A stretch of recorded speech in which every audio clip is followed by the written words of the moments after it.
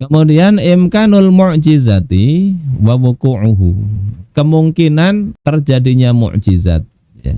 Ini apakah mungkin apa enggak? Nah, ini wajib kita fahami. Ajma'a jumhurul muslimin, telah berijma' mayoritas kaum muslimin ala annal uqulas salimah la tajidu mani'an min tasdiqillahi ta'ala li rusulihi bi khawariqil adat.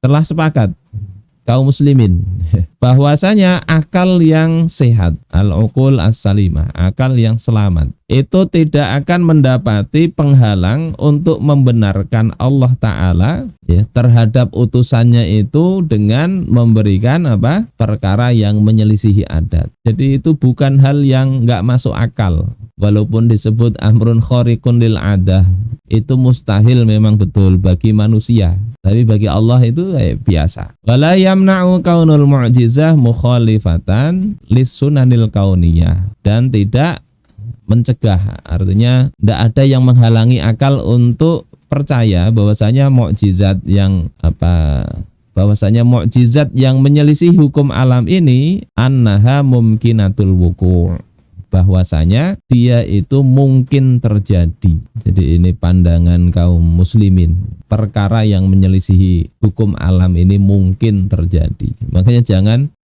menggunakan akal secara terpisah ya. Dia ditimbang semua itu dalam akal manusia semata tanpa dikaitkan dengan kemahakuasaan Allah Ta'ala. Kenapa itu mungkin? Li'anaha mimma yushahadu wuqu'uhu wa hudusuhu, karena memang kenyataan kan ada. Kenyataan mukjizat karomah itu ya bisa disaksikan kejadiannya dan peristiwanya. Betul-betul terjadi gitu loh. Dan itu bisa dibuktikan. Kayak misalnya umatnya Nabi Musa, kalau kita kan tinggal beritanya ya. Kalau dulu ya dilihat betul oleh umatnya, nyeberang laut dibelah itu. Para sahabat melihat mukjizatnya Rasul. Ya betul-betul menyaksikan itu. Kalau kita kan yang bisa kita saksikan sekarang masih ada mukjizat itu ya Al-Qur'an itu.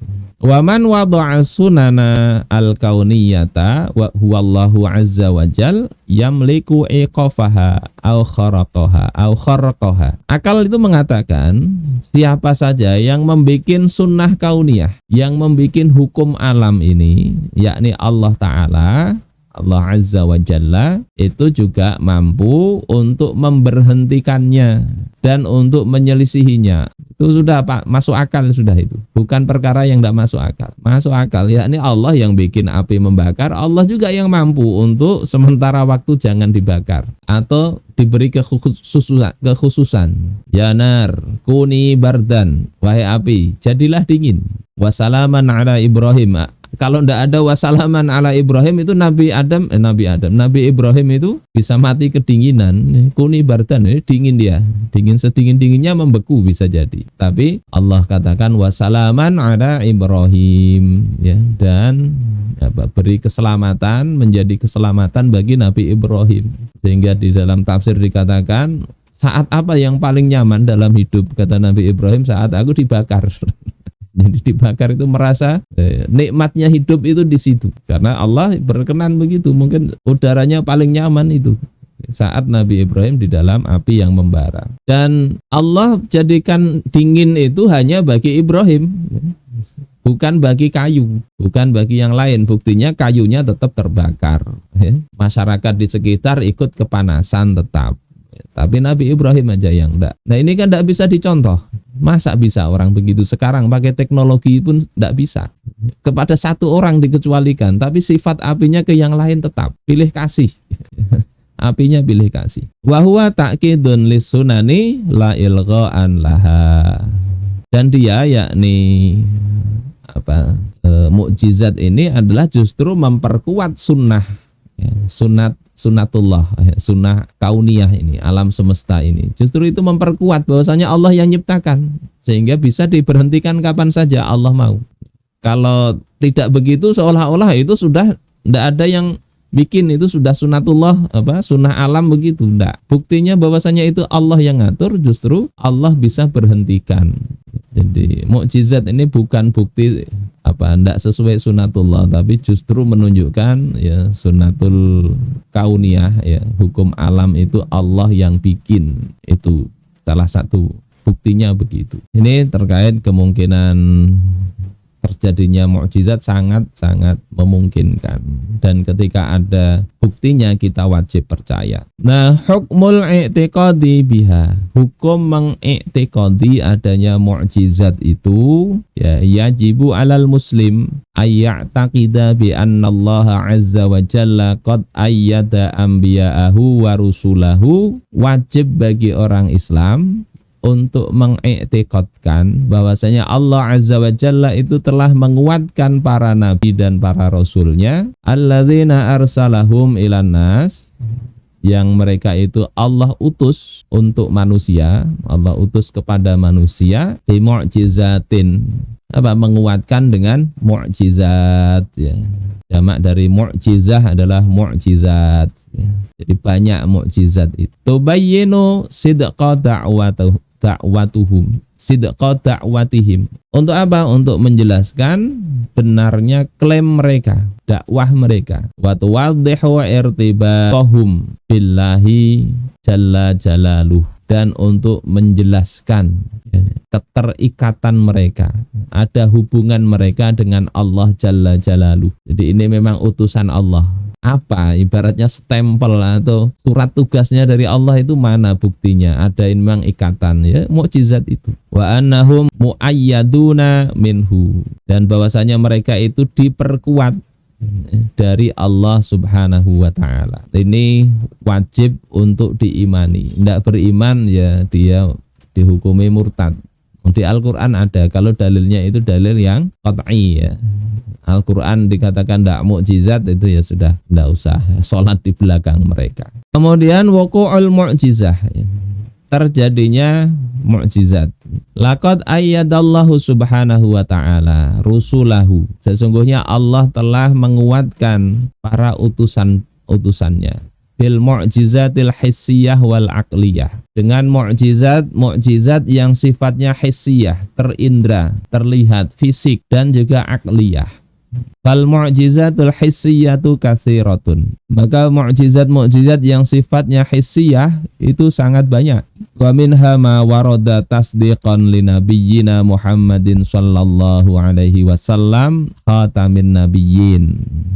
Di antaranya adalah apa yang terdapat pada nabi kita sallallahu alaihi wasallam ya, membenarkan beliau yakni sebagai nabi penutup para nabi. Apa itu? Yang pertama, insyiqaqul qamar, terbelahnya rembulan ya. Sebagaimana Allah berfirman, iqtarabatis sa'atu wa syaqqal qamar, kiamat itu telah dekat dan rembulan terbelah ya. Jadi surah Al-Qamar ini salah satu mukjizat. Kita tidak bisa nyaksikan ya, karena kita sudah lewat. Tapi ini diabadikan dalam Al-Quran. Bagaimana orang-orang dulu minta itu belah rembulan. Kemudian as-saniyah, yang kedua, wa nab'ul ma'i min baini asabi'i asyarifah sallallahu alaihi wasallam. Keluarnya air dari antara jari jemari yang mulia baginda Rasulullah sallallahu alaihi wasallam. Mukjizat beliau banyak, salah satunya ini. Di waktu perang Tabuk ya. Sulit air, kemudian kalau Rasulullah berpesan kepada prajuritnya, siapa yang dapat air ya jangan diapa-apakan dulu, lapor kepadaku. Rupanya ada yang dapat duluan dan airnya itu tinggal mengalir kecil seperti tali sepatu. Kemudian Rasulullah marah itu karena apa? Pasti sudah diapa-apain itu. Kemudian beliau ambil dan bagi itu, mengalir dari jari jemari beliau air yang akhirnya banyak, cukup untuk pasukan. Berapa pasukan beliau waktu itu? 30.000 pasukan. Ini tidak bisa banyak diulang kayak gini ya. Mukjizat seperti ini tidak kemudian semau Rasul ya, tapi Allah kalau mau Allah jadikan itu. Bukan hanya air ini, tapi juga beliau pernah di rumahnya Jabir itu waktu perang Khandaq, perang Parit itu Ya, beliau membagi makanan yang sedikit itu cukup untuk kaum muslimin di Madinah itu, dan masih lebih ya, Pak. Nah itu juga mukjizat. Tapi sekali lagi yaitu tergantung Allah berkehendak ya. Tidak dijadikan andalan oleh Nabi kemudian wah mumpung ini seperti ini kan bisa jualan nasi. Bisa jualan makanan dengan modal sedikit, enggak usah banyak-banyak bikin bisa enggak habis-habis. Bukan begitu. Itu kalau orang biasa mungkin otaknya begitu mikirnya. Kemudian yang ketiga, wahaninul jaz'i ilaihi sallallahu alaihi wasallam. Dan hanin itu rindu yang bergelora, nangis ya. Siapa yang rindu ini al-jaz' ya, batang kurma kepada Nabi Shallallahu Alaihi Wasallam, alladzi kana yakhtubu alaih, yang dulu itu Nabi berkhutbah itu di kadang bersandar di pohon kurma itu. Tsumma intaqala ilal mimbar, kemudian berpindah ke mimbar, maka batang pohon kurma ini menangis, rindu kepada Nabi. Suaranya bahkan terdengar. Ini diceritakan di Sahih Bukhari. Ya, di kitab kalian tidak ada. Ini saya tampilkan di sini. Kenapa bisa terjadi itu? Ya, anna imra'atan minal ansor. Ada seorang wanita dari kalangan Ansor berkata kepada Rasulullah sallallahu alaihi wasallam, "Ya Rasulullah, wahai Nabi Allah, wahai Rasulullah, ala aj'alu laka syai'an taq'udu alaihi." Bolehkah ku jadikan untuk engkau, ku bikinkan sesuatu yang engkau duduk di atasnya ya, saat khutbah itu. Dulu ndak ada mimbar ya. Fa inna li ghulaman najjaran, aku punya budak seorang tukang kayu, jadi kalau mau ku bikinkan mimbar. Maka Rasulullah katakan in syi'ti, kalau engkau mau silahkan, serah ya. Fa amilat lahu al mimbaro, maka wanita ini yakni ya budaknya itu membuatkan mimbar untuk Rasulullah. Falamma kana yaumul jumu'ati qa'adan nabiyyu sallallahu alaihi wasallam 'alal mimbari alladzi suni'a. Pas suatu Jumat Rasulullah sallallahu alaihi wasallam duduk di mimbar yang dibikin untuk beliau itu. Fasahatin nakhlatu allati kana yakhtubu 'indaha. Maka berteriak pohon kurma yang dulunya dipakai Rasulullah khutbah itu, teriak itu ya, pokok pohon kurma itu, hatta kadatan syakku, hingga hampir terbelah.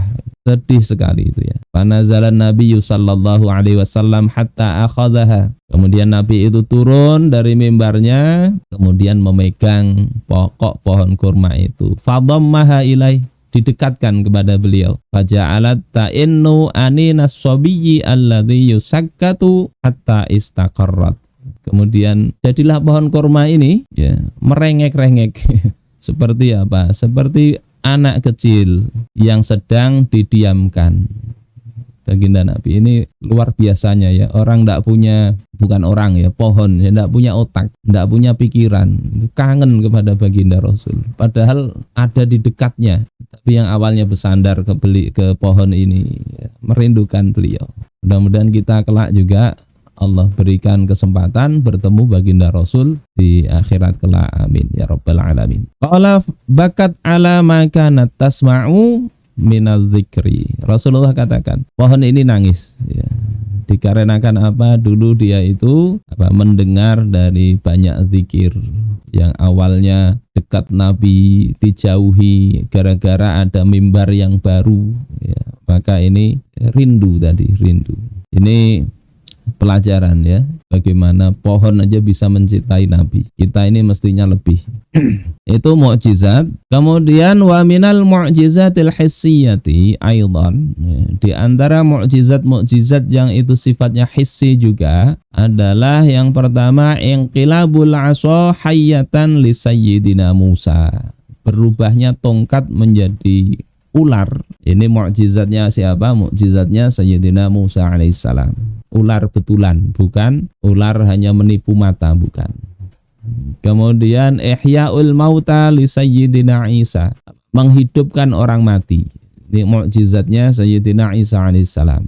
Walaupun Nabi Muhammad juga ada pernah begitu, sebagaimana saya ceritakan sebelumnya. Kemudian al-mu'jizatul kubra lir Rasuli sallallahu alaihi wasallam, mukjizat terbesar bagi baginda Rasulullah sallallahu alaihi wasallam. Ya Al-Qur'anul Karim alladzi tahadda bihil Arab wal Ajam wal Ins wal Jin, yakni mukjizat Al-Qur'anul Karim yang itu menantang orang-orang Arab, orang-orang non-Arab, manusia dan jin. Jadi ditantang. Jadi yang kalian hafal, kalian pelajari kita, ya kitab suci kita ini itu menantang.